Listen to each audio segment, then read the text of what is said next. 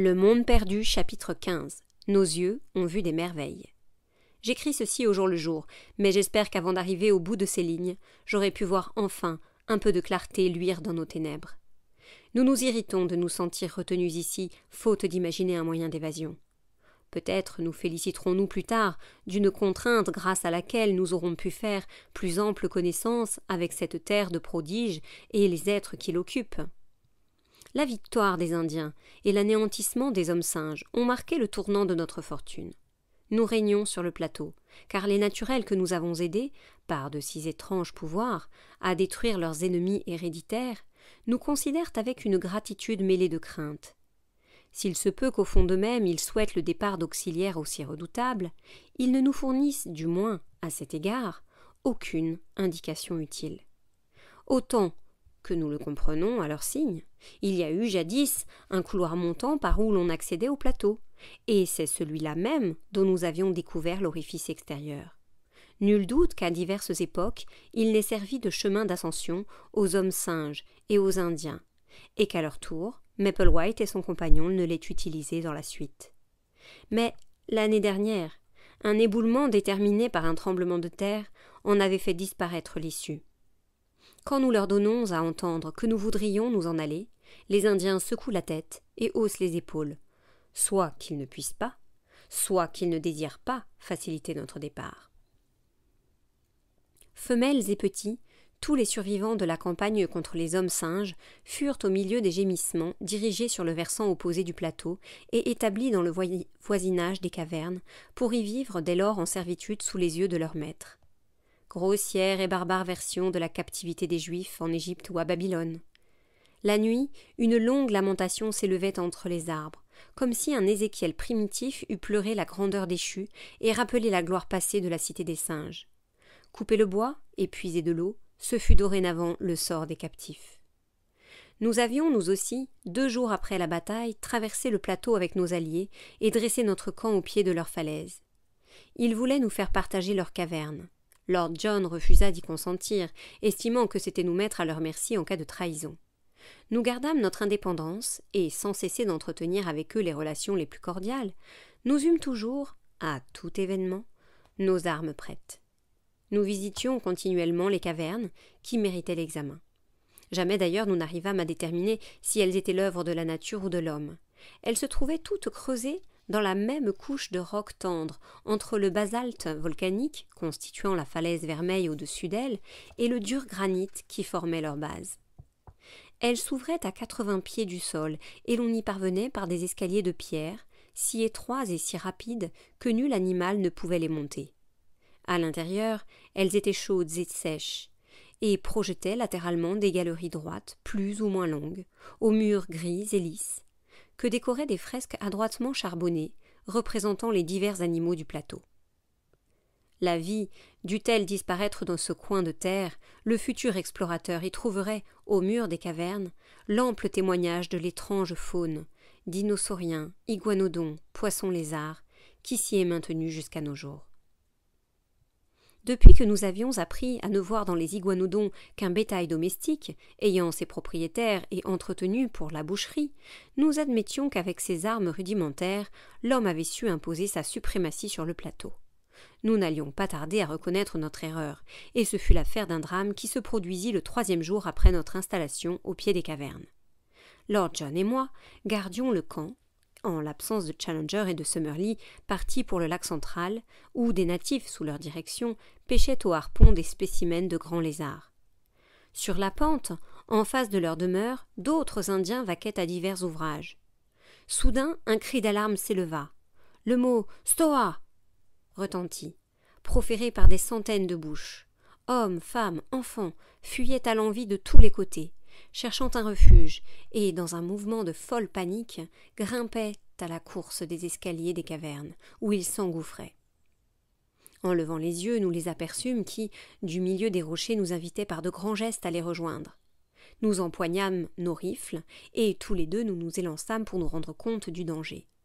Brusquement, un rideau d'arbres près de nous livra passage à 12 ou 15 Indiens qui couraient de toute la vitesse de leurs jambes, talonnés par 2 effroyables monstres, comme ceux qui avaient troublé le repos de notre camp et gâté ma promenade solitaire. Pareils à d'horribles crapauds et se mouvant par bonds, ils étaient d'une grosseur incroyable, qui dépassait même celle du plus gros éléphant. Nous ne les avions vus que de nuit, et le fait est qu'ils ne sortaient pas le jour, à moins qu'on allât, comme cette fois, les déranger dans leur repère. Nous nous arrêtâmes ébahis.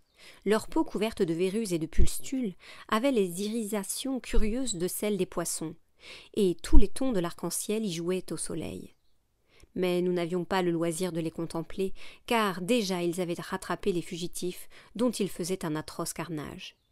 Ils tombaient sur eux de tout leur poids, et quand ils en avaient écrasé un, ils passaient à un autre. En vain, les malheureux Indiens qui jetaient des cris de terreur essayaient de se soustraire à l'implacable agilité des monstres. Il n'en restait plus debout qu'une demi-douzaine au moment où Lord Roxton et moi arrivâmes enfin à leur secours. D'ailleurs, notre intervention n'eut guère pour résultat que de nous exposer au même péril. Nous ouvrîmes à 200 yards un feu répété qui vida nos magasins, mais des boulettes de papier eussent été aussi efficaces que nos balles. Ces êtres de nature reptilienne bravaient les blessures. L'absence chez eux de centre nerveux, la diffusion des sources de la vie au long de la moelle épinière les rendait invulnérables aux armes modernes. Le plus que nous pouvions faire, c'était de retarder leur marche, en détournant leur attention par des éclairs et le bruit de la fusillade, afin de donner aux indigènes, et de nous donner à nous-mêmes, le temps de gagner les escaliers, en haut desquels nous n'avions plus rien à craindre. Mais là où faisait chou blanc la balle conique explosive du XXe siècle, nous allions voir réussir la flèche empoisonnée de l'Indien, trempée dans le jus de sauxfante et plongée ensuite dans de la charogne. Une pareille arme serait de peu d'utilité pour l'attaque de la bête, car le poison circulerait avec trop de lenteur dans ses veines pour qu'avant de succomber elle n'eût pas amplement le moyen et le temps d'écraser l'homme. Mais, comme les 2 monstres nous pourchassaient jusqu'au pied des escaliers, une grêle de dards s'abattit sur eux, en sifflant de toutes les crevasses de la falaise. Ils en furent au bout d'une minute hérissés, sans en manifester d'abord aucune gêne. Griffant, bavant, ils s'acharnaient, dans une rage impuissante, à vouloir gravir les marches, et quand ils en avaient péniblement monté quelques-unes, ils glissaient et roulaient sur le sol. À la fin, le poison opéra. Un des 2 fit entendre un sourd grondement, et tomba comme entraîné par son énorme tête plate. L'autre se mit à bondir, à pousser des gémissements aigus, en décrivant un cercle excentrique. Puis il s'écroula et nous le vîmes un instant se tordre avant de se raidir et de s'immobiliser. Alors, dans la joie folle d'une victoire qui les débarrassait d'ennemis dangereux, les Indiens s'élancèrent en foule des cavernes pour danser une ronde frénétique autour des cadavres. Pendant la nuit, les ayant dépecés, ils les portèrent à l'écart, non pour les manger, car le poison était encore actif, mais par crainte de la pestilence. Cependant, les cœurs des 2 reptiles, larges comme des coussins, continuaient de battre. Animés d'une horrible vie indépendante, ils se levaient et s'abaissaient d'un mouvement doux et rythmique. Ils ne s'arrêtèrent que le 3e jour.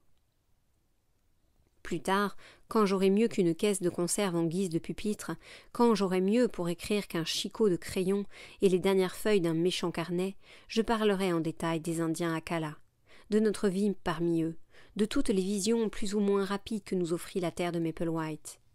Je sais que la mémoire ne me faillira pas. Aussi longtemps que je respirerai, il n'y aura pas une heure, pas un geste de cette période qui ne gardera dans mon souvenir la clarté, la netteté des événements de la prime enfance. Nulles impressions nouvelles n'en sauraient effacer d'aussi profondes. Le moment venu, je dirai, cette admirable nuit de lune sur le lac, où un jeune ichthyosaure, étrange créature, moitié phoque, moitié poisson, avec 2 yeux recouverts d'un os aux 2 côtés du museau et d'un 3e œil au sommet de la tête, se débattait dans le filet d'un Indien, au point qu'il fit presque chavirer le canot dans lequel nous le remorquions. Cette nuit, où un serpent d'eau à la robe verte jaillit du milieu des joncs et emporta dans ses replis le timonier du canot de Challenger. Je dirai encore, cette grande chose blanche et nocturne, bête ou reptile, nous l'ignorons, qui vivait dans un marais immonde à l'est du lac et glissait rapidement alentour en produisant une légère clarté phosphorescente. Les Indiens terrifiés refusaient d'en approcher. Nous l'aperçûmes au cours de 2 expéditions, sans pouvoir parvenir jusqu'à elle à travers le marais. Elle semblait plus grosse qu'une vache, et elle exhalait une bizarre odeur de musc. Je dirais aussi, cet oiseau qui poursuivit un jour Challenger, jusque dans les rocs où il cherchait asile. Un oiseau coureur, de taille colossale, beaucoup plus gros qu'une autruche, avec un cou de vautour et une tête cruelle, qui faisait de lui un spectre ambulant. Comme Challenger grimpait pour se mettre en sûreté, un coup de bec lui coupa net le talon de sa botte. Cette fois, du moins, les armes modernes eurent le dernier mot.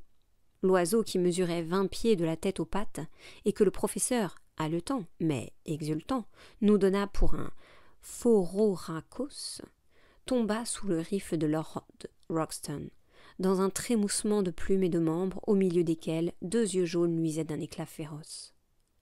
Puissais-je vivre assez pour voir son crâne plat et difforme occuper une place parmi les trophées de l'Albanie. Enfin, je parlerai sûrement du toxodon, ce cochon d'Inde gigantesque, haut de 10 pieds et muni de dents en saillie coupantes comme des ciseaux, que nous tuâmes au petit matin tandis qu'il s'abreuvait dans le lac. Oui, tout cela je l'écrirai tôt ou tard, plus à loisir. Mais, après nos journées si actives, je voudrais peindre avec tendresse ces délicieuses soirées d'été où, sous le ciel d'un bleu profond, étendus côte à côte, en camarades, dans les grandes herbes près des bois, nous regardions émerveillés des oiseaux singuliers voler au-dessus de nous, des bêtes inconnues sortir de leur gîte pour nous épier, cependant que les buissons penchaient des branches lourdes de fruits savoureux, et que 1000 ravissantes fleurs nous entouraient comme des prunelles ouvertes.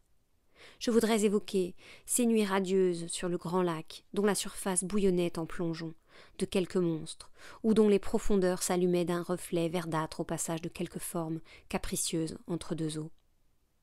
Telles sont les scènes sur lesquelles, dans l'avenir, j'arrêterai avec complaisance mon esprit et ma plume. Mais, demanderez-vous, pour avoir tant de souvenirs, vous vous attardiez donc, vos camarades et vous, à toute autre chose qu'à chercher jour et nuit les moyens de redescendre? Non, répondrai-je, il n'était pas un de nous qui n'y songea sans cesse, mais en vain. Nous avions tout de suite découvert un fait. Les Indiens ne nous aideraient pas. À tous autres égards, ils se montraient nos amis, je dirais presque nos esclaves. Mais nous recourions-nous à eux soit pour trouver un madrier, qui nous servit du pont sur l'abîme, soit pour nous fournir des lanières de cuir ou des lianes dont nous aurions fait des cordes, nous ne rencontrions de leur part qu'un refus gentil, mais tenace. Ils souriaient, clignaient de l'œil, hochaient la tête, et c'était tout. Le vieux chef nous opposait une obstination pareille. Seul Maretas, le jeune homme que nous avions sauvé, nous regardait pensivement et nous faisait entendre par ses gestes combien nous le chagrinions. Depuis le triomphe décisif sur les hommes singes, il nous tenait pour des surhommes qui portaient la victoire dans des tubes, et il voyait dans notre présence parmi eux le gage assuré de la bonne fortune. Une épouse rouge et une caverne, voilà ce qu'il nous offrait si nous consentions à oublier notre pays pour demeurer à tout jamais leurs hôtes. Certes, nous n'avions qu'à nous louer d'eux, mais nous sentions la nécessité de garder pour nous nos plans de descente, car nous pouvions redouter qu'au dernier moment, ils ne cherchassent à nous retenir de force.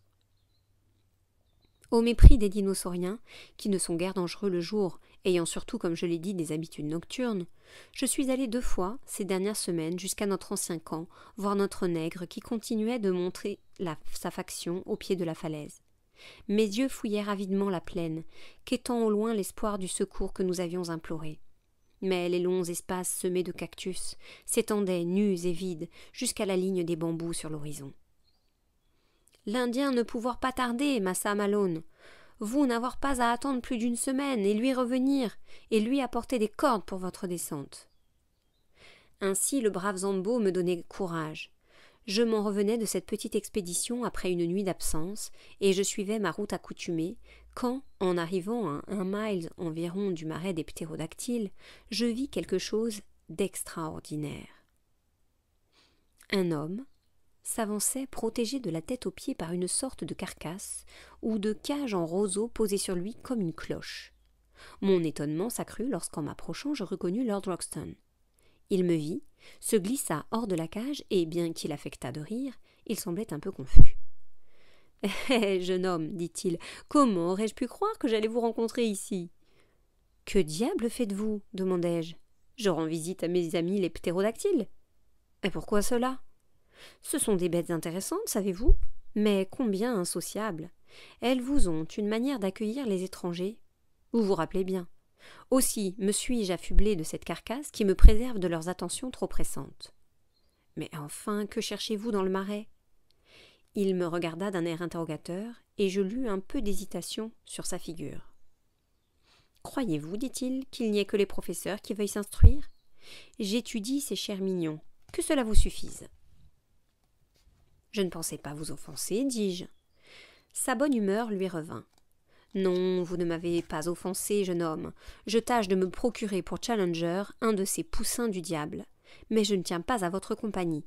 Je suis en sûreté là-dedans et vous ne l'êtes pas. À tout à l'heure, je rentrerai vers le soir. » Il me planta là pour rentrer dans sa cage et repartir à travers bois. Si la conduite de Lord John en ce temps-là me causa quelque surprise, je n'en dirai pas moins de celle de Challenger. Il exerçait une véritable fascination sur les femmes indiennes, et il portait toujours une grande palme avec laquelle il les écartait comme des mouches quand elles s'attachaient trop à lui. De le voir, cet insigne d'autorité dans la main, s'avançait à la façon d'un sultan d'opéra comique, la barbe en avant, les orteils pointant à chaque pas, tandis que derrière lui se pressait un cortège de jeunes indiennes aux grands yeux, vêtues de minces draperies en fibres d'écorce, c'est l'un de mes souvenirs les plus grotesques. Quant à Summerlee, absorbé par les oiseaux et les insectes, il passait tout son temps, sauf la partie très considérable qu'il en réservait pour injurier Challenger, coupable de ne pas nous tirer d'embarras, à préparer et monter ses spécimens. Challenger allait de temps à autre se promener seul. Il revenait, solennel, grave, en homme qui porte sur ses épaules le fardeau d'une grande entreprise. Un jour, tenant sa palme et traînant sur ses pas la foule de ses dévotes, il nous mena jusqu'à la place secrète dont il avait fait son cabinet de travail. C'était une petite clairière au centre d'une palmeraie. Il s'y trouvait un de ces geysers de boue que j'ai eu l'occasion de décrire.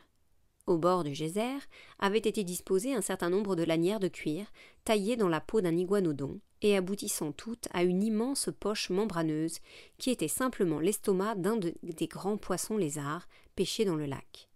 Cette poche, cousue à l'une des extrémités, ne conservait à l'autre qu'un étroit orifice, où étaient insérées plusieurs cannes de bambou reliées à des entonnoirs d'argile qui recueillaient les gaz du geyser. La poche commença peu à peu à se détendre. Bientôt, elle montra une telle propension à s'enlever que Challenger, pour la maintenir, dut nouer aux arbres le bout des lanières. Une demi-heure après, elle était devenue un ballon de bonne contenance, dont nous mesurions la force ascensionnelle considérable à la façon dont il tirait sur ses attaches. Challenger, ému comme un père en présence de son premier-né, regardait son œuvre avec satisfaction, muet, souriant et peignant sa barbe. Summerlee le premier rompit le silence.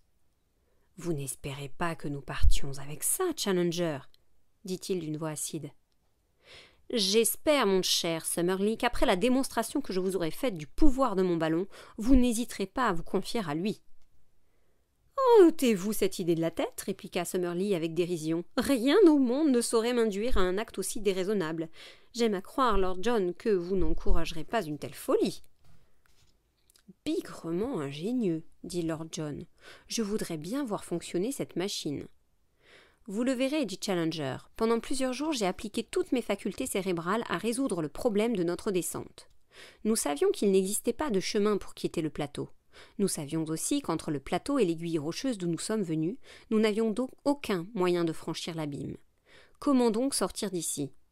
J'avais fait remarquer il y a quelque temps à notre jeune ami que ces geysers de boue émettent de l'hydrogène libre.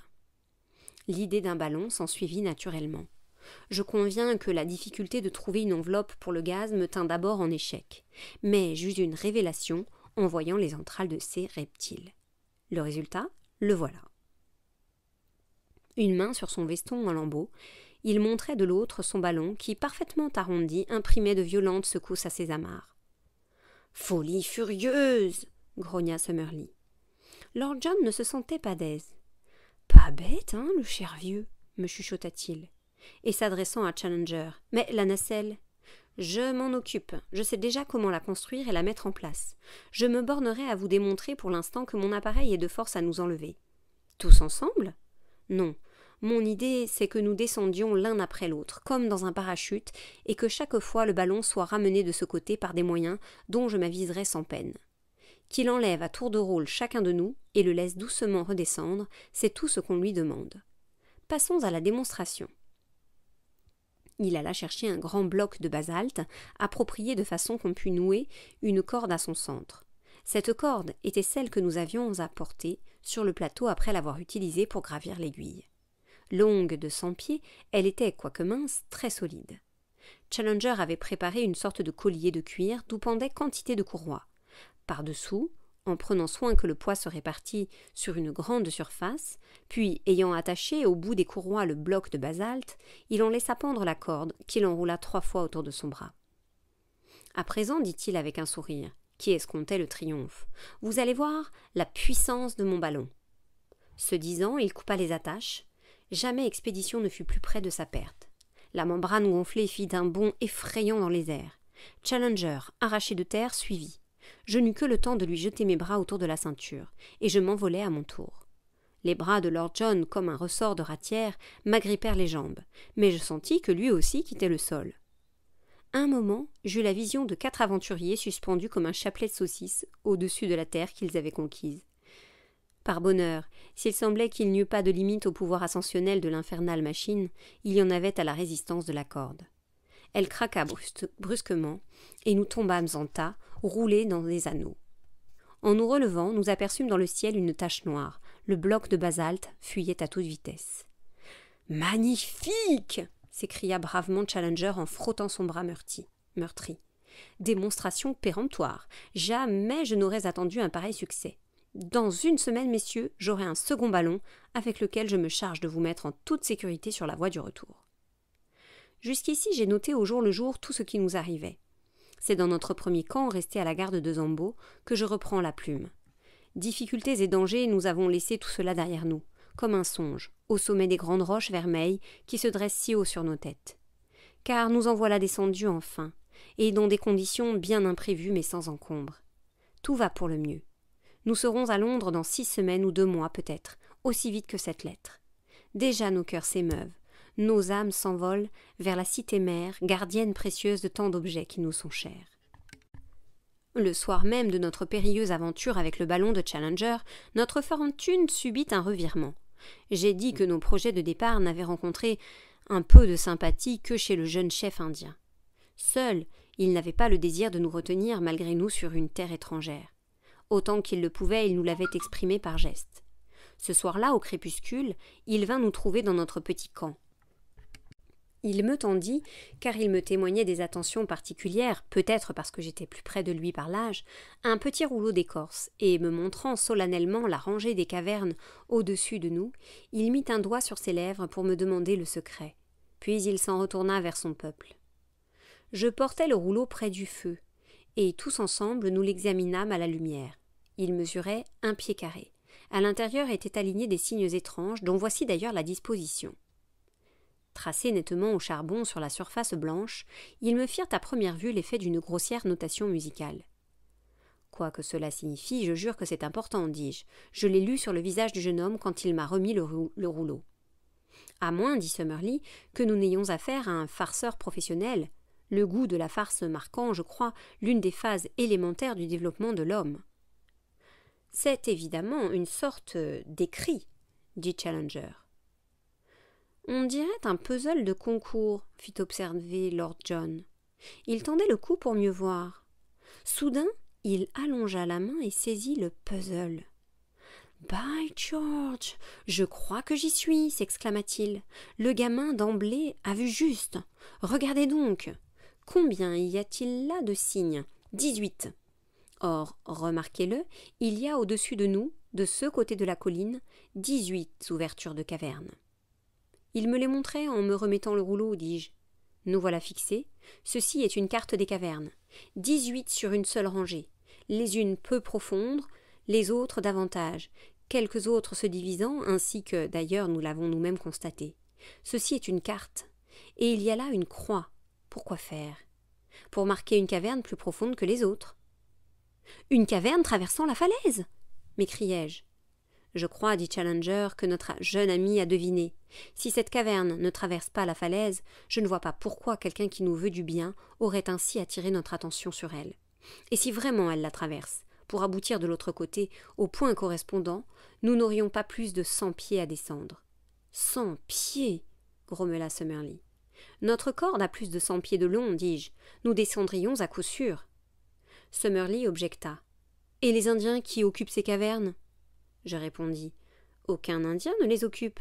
Elles servent de greniers et de magasins. Pourquoi n'irions-nous pas tout de suite les reconnaître ?» Il existe sur le plateau un arbre résineux, une espèce d'Araucaria, d'après nos botanistes, dont les Indiens emploient le bois pour faire des torches. Chacun de nous s'en fit un fagot, et nous montâmes l'escalier couvert d'herbe qui menait à la caverne soulignée d'une croix dans le dessin. Nous la trouvâmes inoccupée, comme je l'avais dit, sauf toutefois par les chauves-souris qui, tandis que nous avancions, tournoyaient au-dessus de nos têtes. Ne tenant pas à éveiller l'attention des Indiens, nous attendîmes d'avoir, en trébuchant dans l'obscurité, pénétré assez loin et franchi plusieurs courbes pour allumer enfin nos torches. Alors nous vîmes un beau couloir, aux murs secs, gris, lisses, ornés d'images. En haut s'arrondissait une voûte, en bas étincelait un gravier blanc. Nous pressâmes le pas. Mais tout d'un coup nous fîmes halte, et le désappointement nous arracha une malédiction. Devant nous se dressait un mur sans une fente à laisser passer une souris. De ce côté, pas de fuite possible. Un moment, nous restâmes immobiles, pleins d'amertume, écarquillant les yeux devant l'obstacle. Le mur ne résultait pas cette fois d'une convulsion, sa paroi faisait corps avec les parois latérales. Il formait le fond de ce qui était et avait toujours été un cul-de-sac. « Qu'importe, mes amis, dit Challenger indomptable, vous avez toujours la promesse de mon ballon. » Summerlee se lamentait. « Nous serions-nous trompés de caverne ?» suggérai-je. « Non, jeune homme, fit Lord John, un doigt sur le rouleau.